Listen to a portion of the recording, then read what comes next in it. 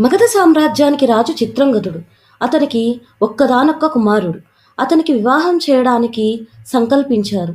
దానికోసమై పక్క ఊరిలో రాజకుమార్తెను చూడడానికి వెళ్ళారు.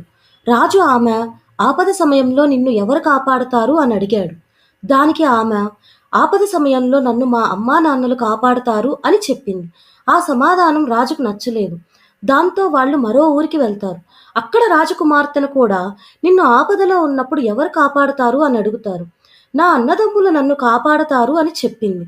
ఆ సమాధానం కూడా రాజుకి నచ్చలేదు. మరో ఊరికి వెళ్ళి అక్కడ రాజకుమార్తెని కూడా ఇలాగే అడుగుతాడు.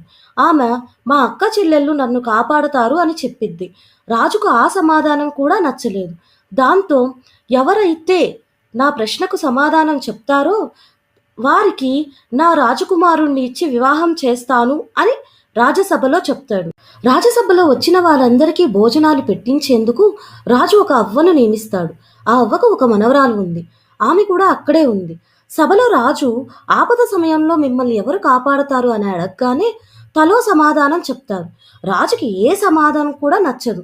అప్పుడు రాజు అక్కడ ఉన్న అవ్వ మనవరాల్ని పిలిపించి నీవైతే ఏం చేస్తావు అని అడుగుతాడు. అప్పుడు ఆమె నేను ఆపద సమయంలో ఏ ఒక్కరి సహాయం కోసం ఎదురు చూడను. నన్ను నేనే కాపాడుకుంటాను అని సమాధానం చెప్పిద్ది. ఆ మాటలు విన్న రాజు ఇంతకాలానికి నాకు సరైన సమాధానం వచ్చింది. ఇలాంటి ధీరురాలే నాకు కావాలి అంటూ ఈ అమ్మాయిని తన కుమారుడికిచ్చి వివాహం జరిపించాడు.